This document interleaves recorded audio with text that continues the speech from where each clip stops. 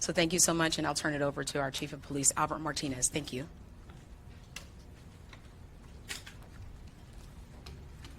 Thank you, Robin.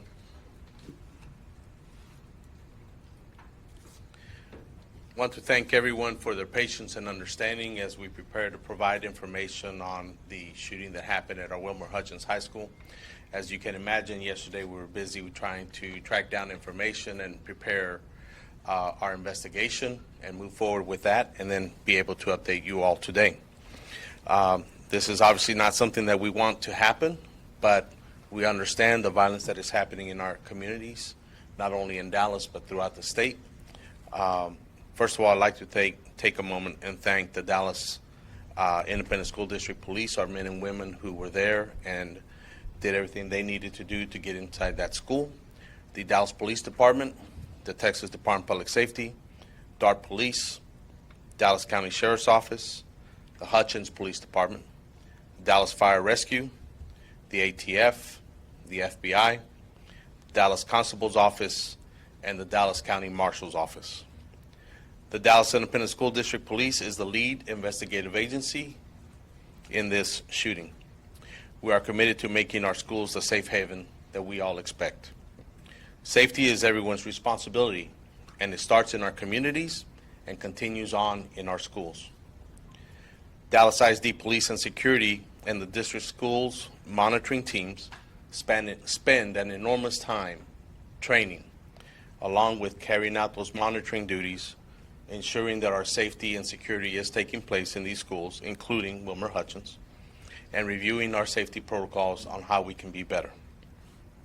We also have a duty to you all, to the community, to be transparent and accurate with our information, but we also have to be responsible on providing that information, again, to make sure that we are being accurate and we are providing you all with the most capable or most useful information at the time. Of course, it takes time to gain an accurate picture of what happened. We understand the frustrations, parents and students, and trust me, we're all feeling that frustration, and we are frustrated ourselves. Each of you know how detrimental sharing incorrect intel can be. This is still an active investigation, so not everything can be shared, but we are conducting our investigation.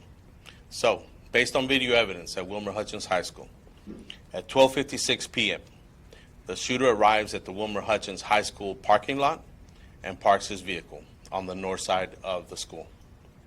At 12:58 p.m., the shooter exits his vehicle and walks around to the west side of the school and approaches a side door or back door, which was locked and it was secure. At 1:01 p.m., another student opens that locked door on the west side of the building, and the student enters. Or I should say the shooter.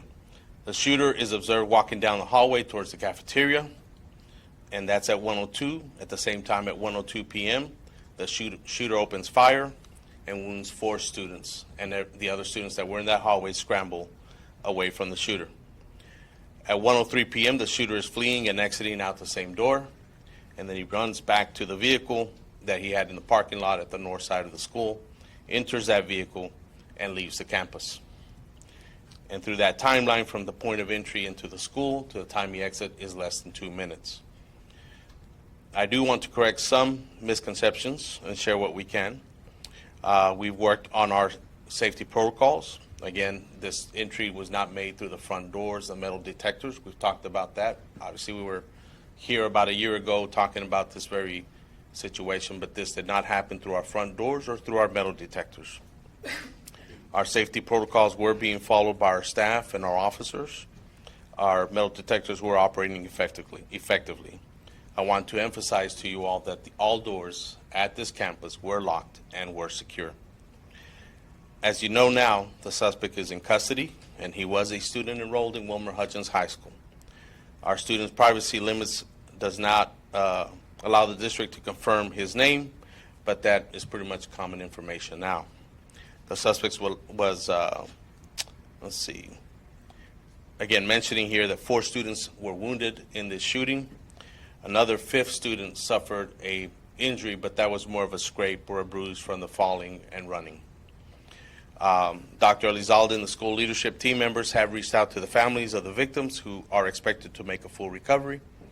We are aware of an unauthorized video circulating social media that appears to be from the school's surveillance camera.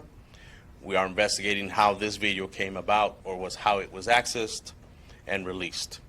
And at this time, we cannot fully confirm or cannot confirm validity of the content.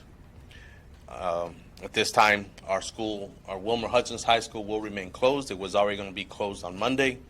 Our staff will return on Tuesday, and we expect our students will return on Wednesday unless the superintendent and our staff or cabinet members decide otherwise. With that, I'm going to open it to you all for questions. Sir. Can you tell us why did the district wait for 4 hours to tell the public that the gunman was on the loose? Yes, ma'am. So in these situations, first of all, we're dealing with a very large high school. Our protocols are very simple. We go in to stop the killing, stop the dying. It's written in law. It's written in our policy. Once we've established that, we're rendering aid, ensuring we get the students out, and then we start sweeping the school. So by the time we finish with all that, then we're getting information. This is the potential shooter. Usually, with all these situations, there's always a second shooter, real or imagined. So by the time we're getting all this information, when we established that we had information, we sent out teams to go find him. At the time, we did not feel that we needed to put out that information. Maybe it was slower, maybe it wasn't. But it wasn't going to exactly do a public good to put it out immediately. We also didn't really have a good description. We had a name. Actually, we had several names. But that being said, we sent out our law enforcement teams to go find them. I'm going to take one here and in the back. Yes, ma'am.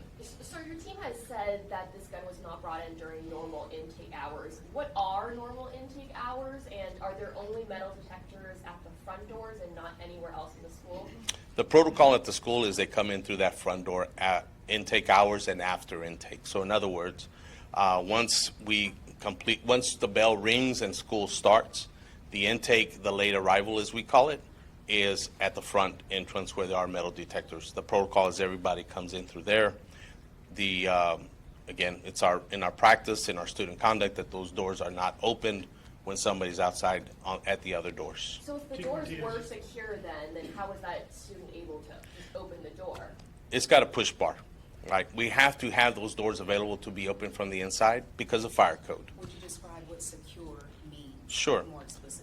So secure, it just means it's locked and it cannot be opened from the outside. They can be opened from the inside, like any doors that you see, probably even in your own building, where you just push it open to go out, but that's in compliance with fire code. So why are there not metal detectors at other doors? When you started this press conference, you mentioned frustrations. Can you share what some of those frustrations have been? Sure. It's we've worked very hard, as you all know. Again, we were having this conversation a year ago, and what I mentioned to you all when we were talking or being interviewed, we talked about safety protocols, the things that we're doing. We did those things. I'm here to tell you, I believe because we did those things, that gunman was not able to get in through the front doors, knowing that we are doing our baggage checks. We are working through our metal detectors, these brand new metal detectors that we bought. We do sweeps, we do audits, we're doing all the things that we're expected to do. And what's frustrating is that he was able to come in through another door that, yes, we patrol and we sweep that as well, but like everything else, we're not able to be there right on that spot every single time, and there's a lot of entry doors into this high school, like many high schools. And what charges did student face? Listen, I'm gonna make sure we have everyone's questions answered, but we'll start here. I'm coming here, and then you. That'd be great, yes, yeah. ¿Enfrentará algún cargo el estudiante que abrió la puerta? Ahorita para ese estudiante que abrió la puerta, vamos a hacer las policies del distrito en esa persona, pero también vamos a buscar a ver si hay cargos criminales. ¿Pero ya lo identificaron? ¿Saben quién es? Mándeme. ¿Ya lo identificaron? ¿Quién fue el que Sí, abrió la señor. puerta? Yes. So what they asked was, is the student that opened the door facing criminal charges? That student did violate code of conduct of our handbook, so he will face administrative penalties. But that is also incorporated in our criminal investigation, and we'll determine if there will be criminal charges. One right here, Sir. back there, green shirt. You mentioned, we were here a year ago talking about an incident at the same high school, and the superintendent said we're going to do everything to make sure this doesn't happen again. Now that it has, what would you say to parents who don't trust their students would be safe at the school? Well, first of all, we recognize that feeling. We understand. But second, we've been working on these protocols continuously. It's not ever stale, right? What you will see different is, as we continue through the school year, is more police and security. We're increasing staffing. We're also adding school leadership. But in the meantime, that's the front end. We want them to be assured that we are keeping it safe. But at the same time, we're going back to the drawing board and what else can we do through technology, through personnel, through our procedures and our processes of how do we enhance this. Plus, the other part is we have a large student body there. How do we incorporate them better in the safety and security? I'll give you an example. We just recognized a fourth grader 10 days ago or maybe 2 weeks ago for recognizing at another school that somebody was trying to come in through the back door. A fourth grader recognizing this person shouldn't be allowed in and goes tells an adult. Here we have somebody much older, and I get it, it's the teenage ways of thinking, but we have to keep emphasizing that we're all responsible for that safety. And Okay, sort of I'm gonna follow-up- go follow-up right really here. quickly. We're going right here, and then green shirt. Los padres de Mándeme. familia están nerviosos de enviar a sus hijos a clases. Algunos dicen que no quieren regresar el miércoles. ¿Usted puede garantizar que la seguridad en las escuelas del Distrito Escolar de Dallas es la adecuada? Y doctora, una pregunta para usted también. Padres de familia indicaron que no fueron notificados de lo que ocurría en la escuela. ¿Cuál es el protocolo de notificación para los padres? Yeah. So, sí, vamos a garantir que vamos a estar ahí y proteger la escuela.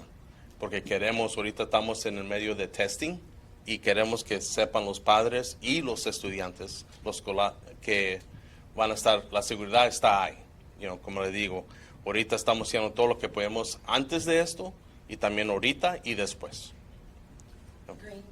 Yeah, we've obviously already invested in metal detectors. This is another instance similar to London where shooters are getting through side doors. I mean, how do we prevent this from happening? This could have been a lot worse. Absolutely.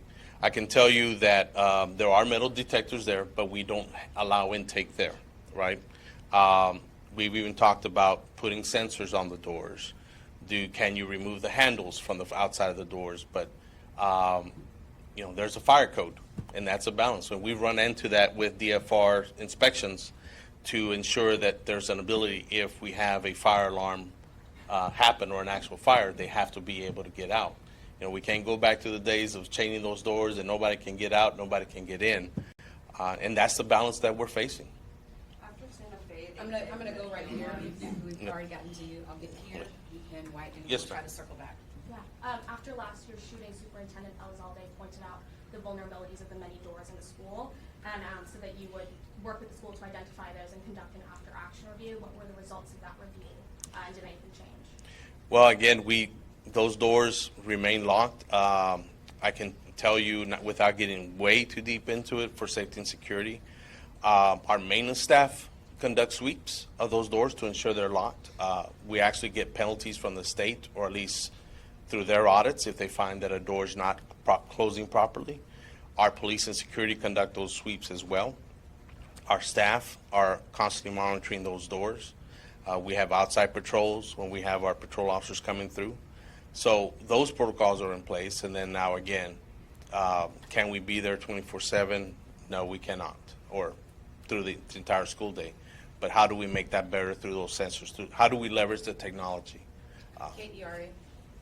Do we know what led the student to return back to campus with the gun? Some other students were saying that it was over a dice game. He already had a knife on campus but left and returned to bring the firearm. We don't have that information as to the why, the motivation, right? We do believe there's a dispute taking place. Obviously, there's social media that he posted articulating his thoughts, and we are looking into that. But to officially tell you the why, we don't have that at this point.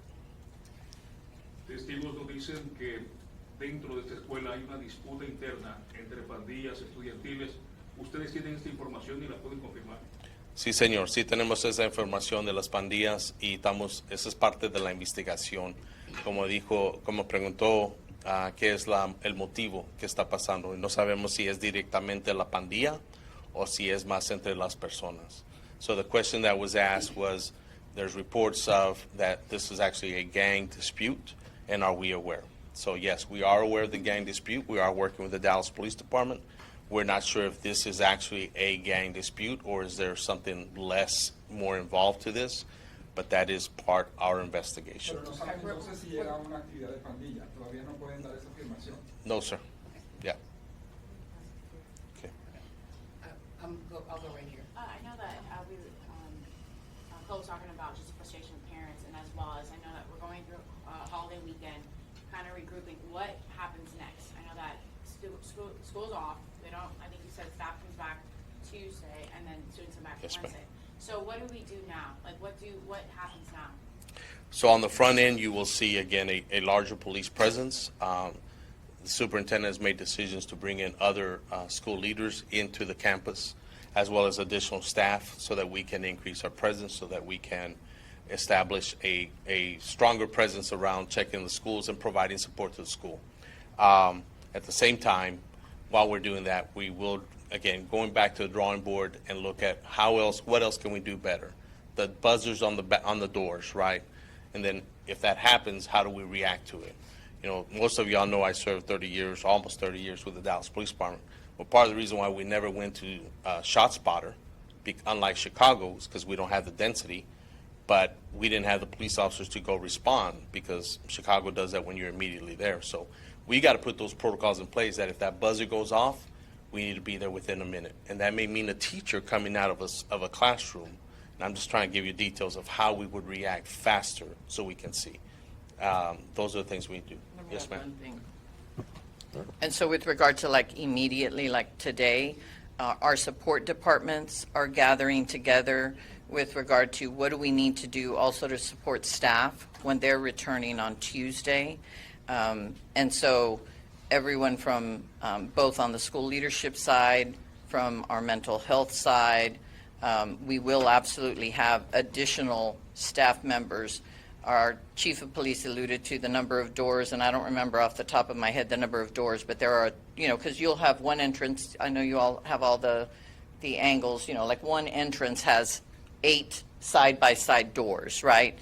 But when we collectively yesterday at our first debrief with all the team members, there are actually 13 entrances, if you will, with the multiple doors.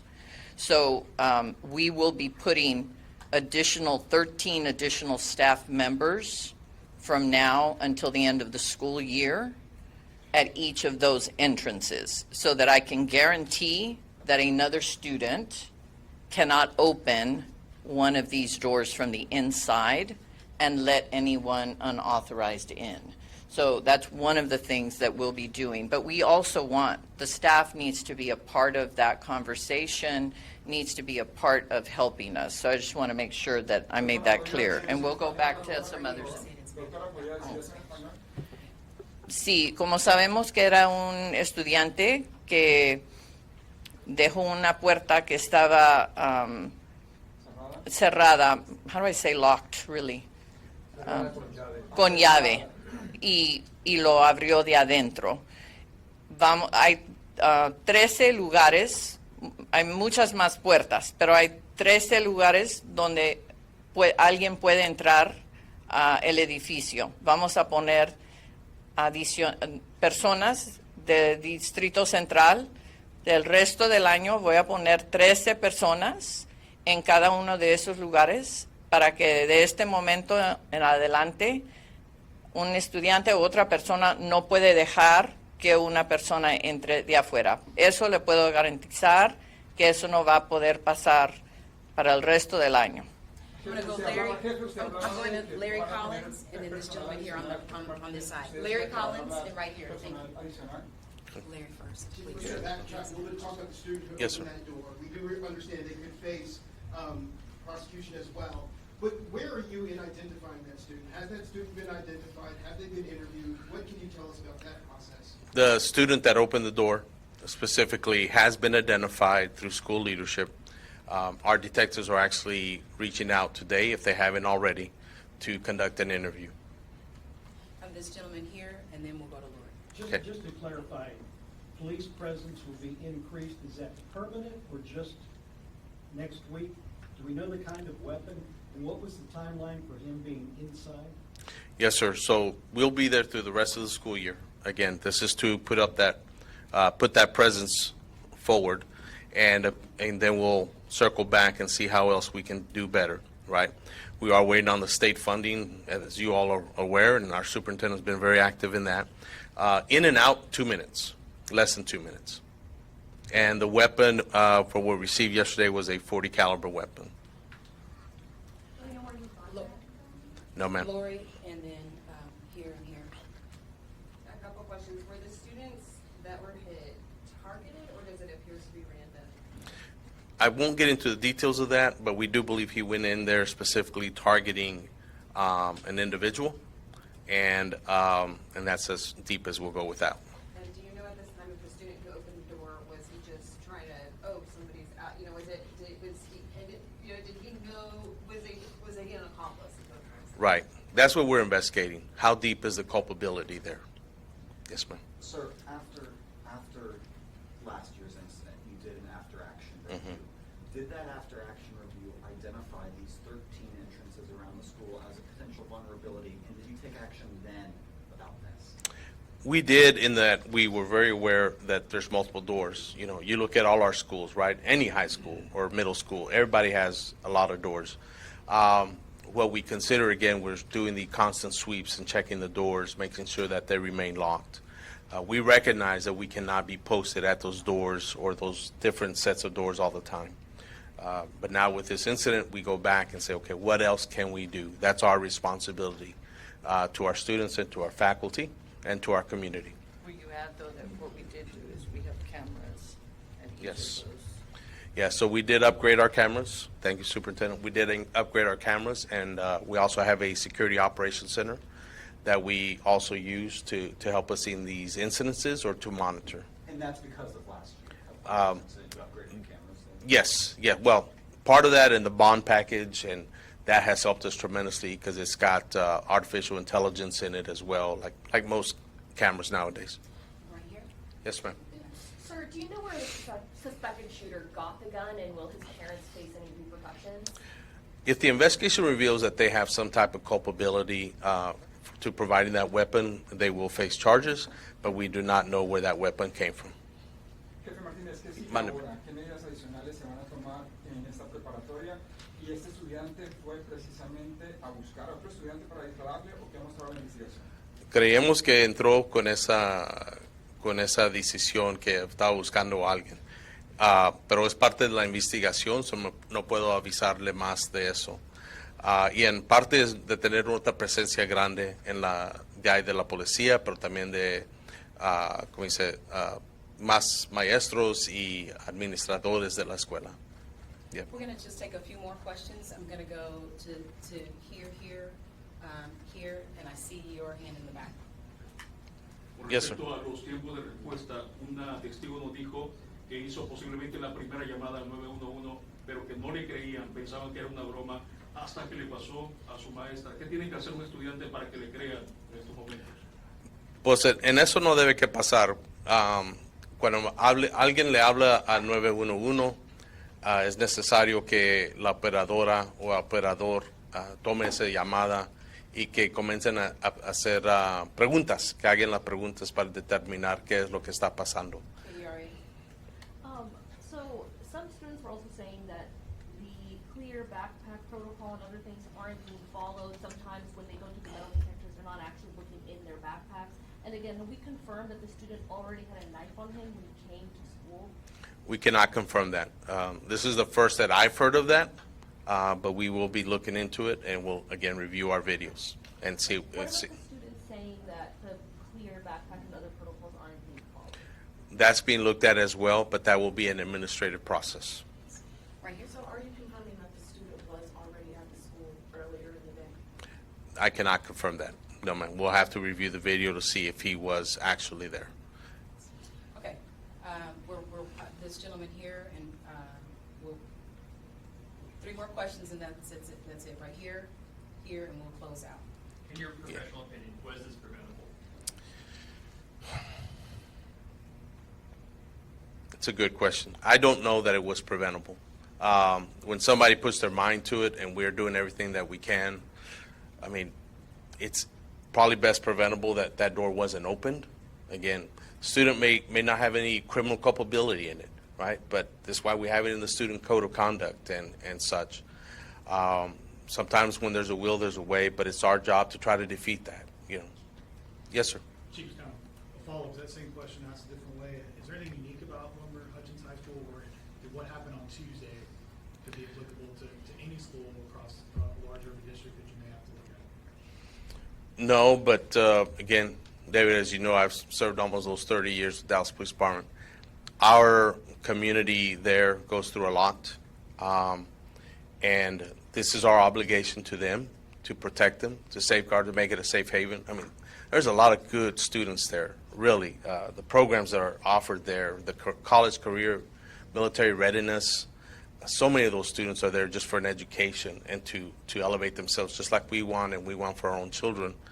And that's our obligation. That's what we're focused on. And those bad few apples, or those few bad apples, it's our job to be surgical and precise, but our mental health programs are robust, and that's really where the fight is. It's in that mental health and the socioeconomic services that we provide, along with other entities. That's how we prevent school shootings.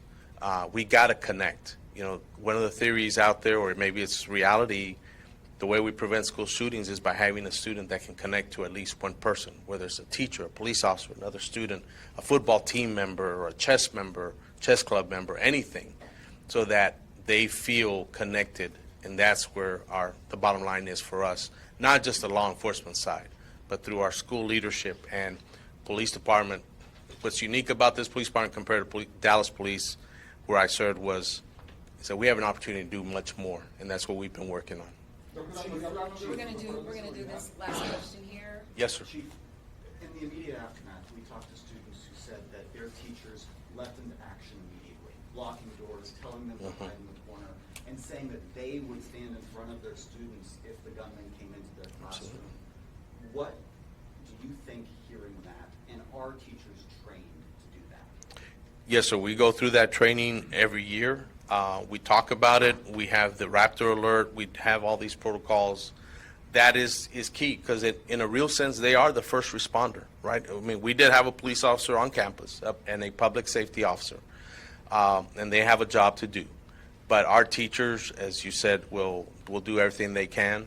Again, we have amazing teachers, amazing staff, but they are part of that front line, and it's our obligation to them to not only keep them safe, but to train them when things like this happen.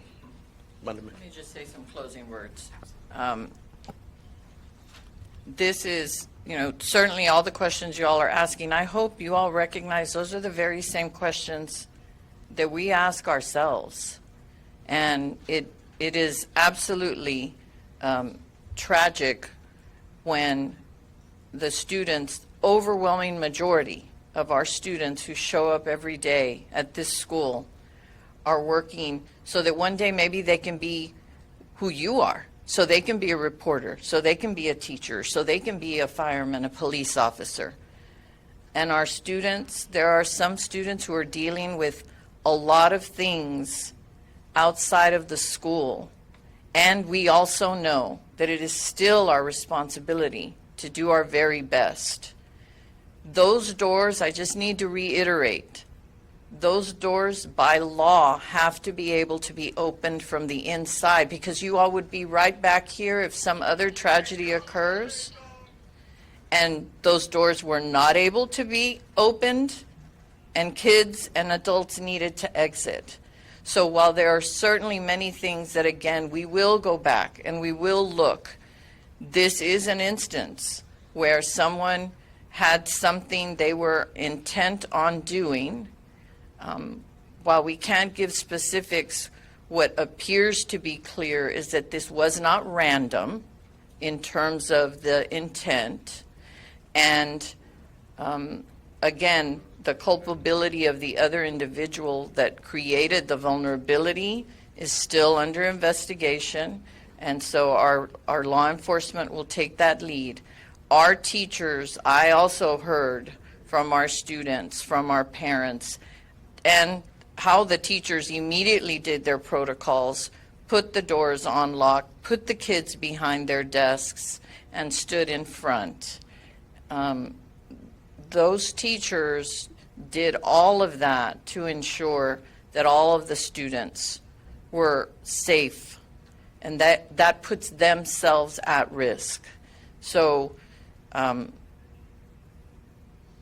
there is nothing that a district member wishes we could figure out.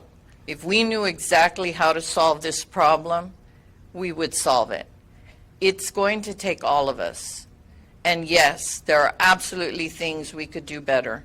Please note that the first thing that we did was ensure that the kids that were injured were rendered aid immediately, and that we were sweeping the school to ensure that the shooter was no longer there. Was it only one shooter? It's very, very complex.